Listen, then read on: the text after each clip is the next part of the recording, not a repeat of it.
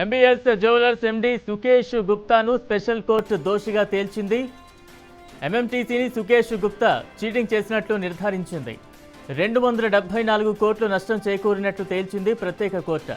సుకేష్ గుప్తాపై non bailable warrant issue చేసింది న్యాయస్థానం.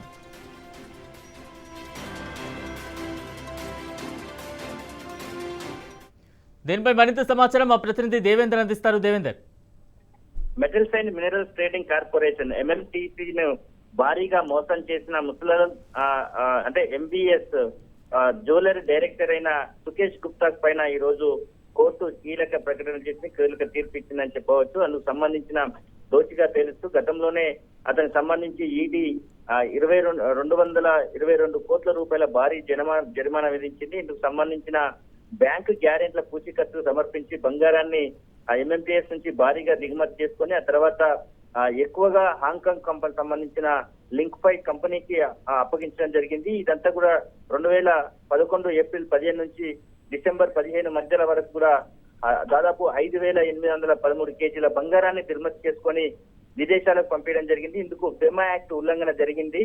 194 కోట్ల రూపాయల నష్టం చేకూరే విధంగా ఎంఎంటీసీకి నష్టం చేకూరిందని అప్పట్లో సిబిఐకి ఫిర్యాదు చేశారు. సిబిఐ దర్యాప్తు చేసింది. ఆ తర్వాత ఈడీ కూడా కేసు నమోదు చేసుకొని పెద్ద మొత్తంలో పెనాల్టీ వేసి 220 కోట్ల రూపాయల మేరకు అలాగే ఎంబీఎస్ జ్యువెలర్స్ కి సుకేష్ గుప్తాకి ఇద్దరికి కలిపి కూడా భారీ మొత్తంలో వేసిన నేపథ్యంలో ఈడీ చరిత్రలోనే ఒక విధంగా ఫైన్ వేసిన రికార్డు స్థాయిలో ఫైన్ వేసిందని కూడా అటవల కాలంలో వార్తలు రావడం జరిగింది. ఈ నేపథ్యంలో ఇతనికి దోషిగా తెలుస్తూ అందుకు సంబంధించిన తప్పుడు పత్రాలు సృష్టించారు అని, అది అందులో జ్యువెలర్స్ తో పాటు మిగతా ఎంఎంటీసీ సంబంధించిన అధికారులు కూడా నిందితులుగా చేరుస్తూ కూడా 8 మంది పైన ఐపీసీ 120B అలాగే 409, 420, 471, 477A అలాగే అవినీతి నిరోధక చట్టం 13(2) రెడ్ విత్ 13(1) D సెక్షన్ల కింద కూడా సిబిఐ కేసు నమోదు చేసి అందుకు దర్యాప్తు చేసి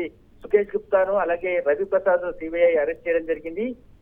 ఈ కేసులో అటు అధికారులు ఎంఎంటీసీ అధికారులు ఇటు జ్యువెలరీ యాజమాన్యంతో పాటు ఈ డైరెక్టర్స్ అంతా కుమ్మక్కై దిగుమతి చేసుకోవడం జరిగింది. ఆ తర్వాత హాంకాంగ్ కు బంగారాన్ని ఎగుమతి చేసి ఫెమా యాక్ట్ ఉల్లంఘించి పెద్ద మొత్తంలో భారత ప్రభుత్వానికి నష్టం వాటిల్లే విధంగా వ్యవహరించిన జ్యువెలర్స్ యజమానికి ఇది పూర్తిగా అంటే ఈ కన్విక్షన్ అతను ఎక్కడికి కూడా వెళ్లకుండా ఉండే విధంగా కూడా కోర్టు ఆదేశాలు జారీ చేస్తున్నట్టు తెలుస్తుంది. Right, thank you Devender.